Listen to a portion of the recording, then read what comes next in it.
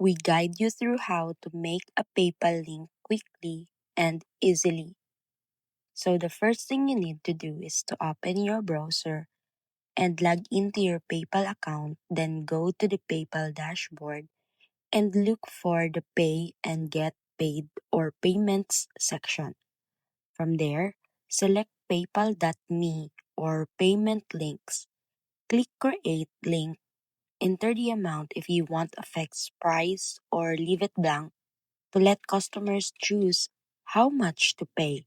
Add a short description so people know what they are paying for. Then customize your PayPal link if the option is available to make it clean and professional. Review the details to make sure everything is correct and hit create or save. Once done, simply copy your PayPal link and share it anywhere on social media, in messages, email, or your website. So anyone can pay you instantly without needing your email.